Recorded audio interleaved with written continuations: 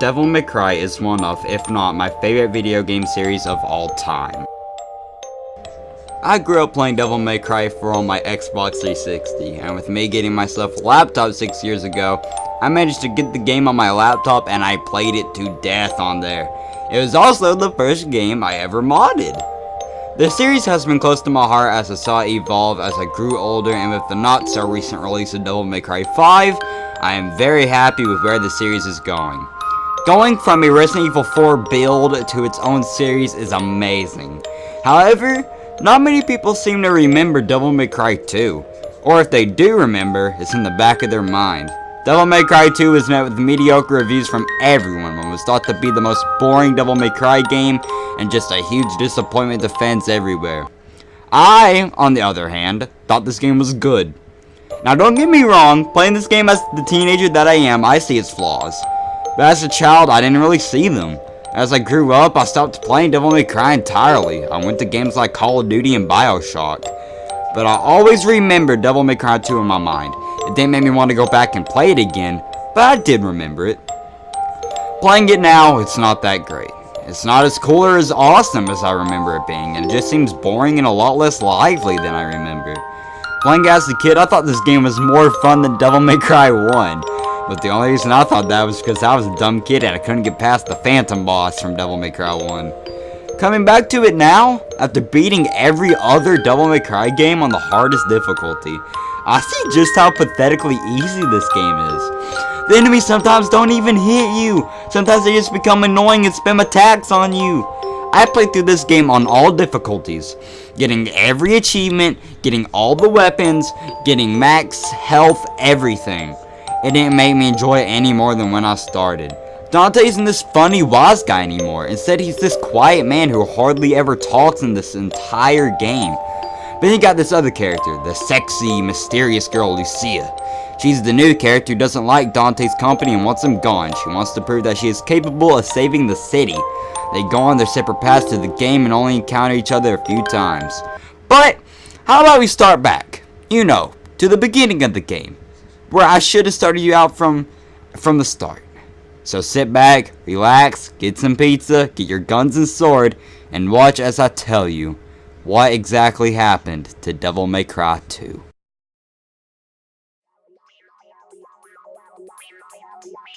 Alright, so, the game starts out with a mysterious voice, talking about Mundus and when the world was once overrun by demons. Pretty much, it's just a recap of Devil May Cry 1 and the events that happened. So, ain't nothing much to miss, right?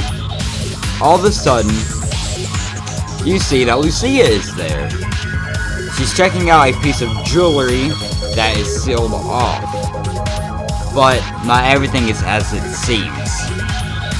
Because, just then, right as soon as something's about to happen, boom, demons, they start crashing in. She's like, I don't know what's going on, but she slashes them down with just like a few quick knife kills, pins one to the wall, well, not to the wall, but you know. And then as the voice says, and now the legend of Sparta has been inherited by his son, you see none other than the man himself. Dante busts down through the window and he starts shooting everyone. And you're like, wow, this guy is back, and he is gonna be awesome. However, he won't exactly be that way. He does have his cool moments though, but he's not gonna stay that way. He picks up his double-headed coin, which I think is stupid, but he picks it up, walks over to Lucia,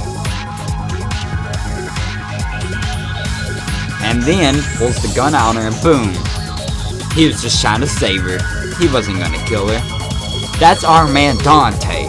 He won't be doing nothing bad. So, basically, he tosses the coin to her, she grabs the coin, and you think that all is okay. Which, well, it actually is. But she marks a place on the map, and she says, till next time, son of Sparta.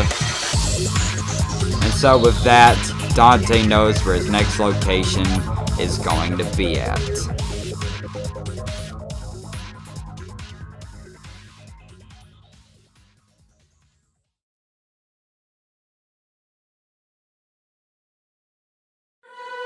So mission 1 starts off with Dante on top of a tower, looking down at the location he needs to go.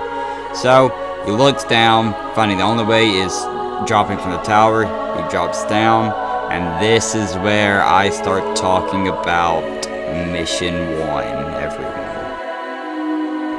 So mission 1 is, of course, the first mission of Devil May Cry 2.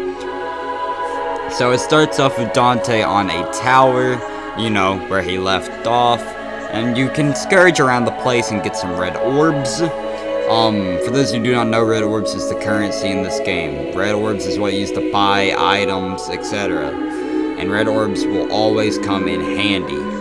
Now, the first thing you notice is that the game doesn't have a bright color scheme, really. It doesn't start off at a beautiful island or nothing. It's just dark, gray, dull colors.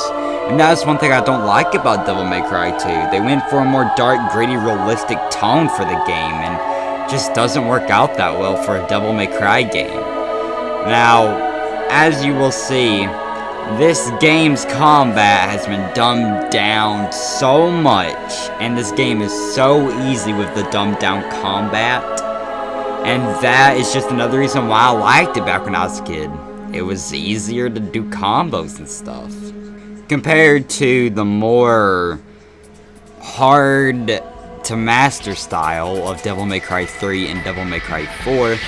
Devil May Cry 2 had really dumbed down combat. And, well, it was nowhere near Devil May Cry 1 combat. Devil May Cry 1 had tight, responsive controls whenever you would attack. As soon as you pressed Y, not even a second later, he would instantly go in and attack with his sword. Press square, he would fire his pistols. So, why exactly did this game have such dumbed down combat? Everything about it's not as good. There's moves that they don't even tell you about in this game. Meanwhile, in Devil May Cry 1, you could upgrade everything. In Devil May Cry 2, when you upgrade, all you get is a damage boost. You don't get new moves, you just get a damage boost. What good is a damage boost gonna do when the game's already easy enough for you? And this is why I like Devil May Cry 3 styles and Devil May Cry 4 styles. With each style, you would get your own unique set of moves. You wouldn't need to upgrade or anything, because you could level them up from killing demons and killing bosses. That's what I liked so much about those games. Meanwhile, in Devil May Cry 2, you don't get no new moves. Dante only has a few set of acrobatic skills I can do, such as run on walls, double jump, do a backwards cartwheel. There's nothing much. You can do a side roll. There's nothing much that he can do. Meanwhile, in Devil May Cry 3, Dante can teleport. Devil May Cry 4, Dante can teleport. You got Swordmaster, where your sword's better. You got Gunslinger, where you can shoot everywhere.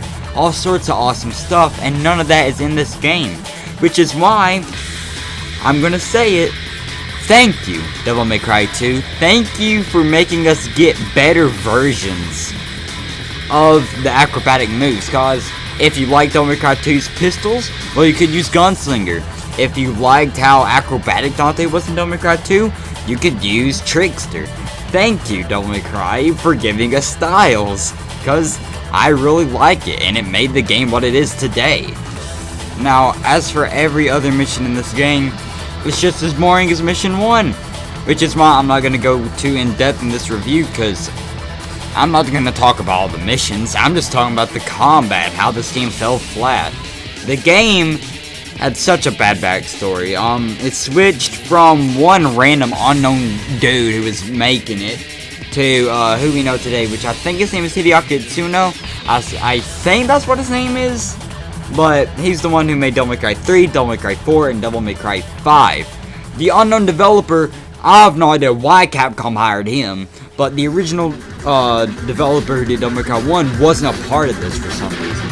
So, you had some unknown developer running this game, which is why this game felt so weird. It was so open and empty, but then you could tell that there was bits of Devil May Cry in this game crying out, showing you that it could have been a true sequel to Devil May Cry 1, but we just we weren't able to get it.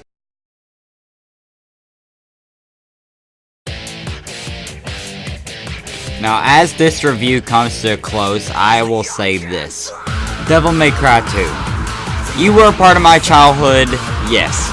And yes, you did make me want to go back to Devil May Cry.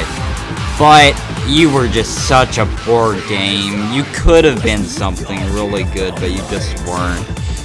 But, with that being said, I will see all of you guys in the next review. As yes, I will be reviewing Devil May Cry 3 and the other Devil May Cry games on this channel soon. So with that said, peace out everyone.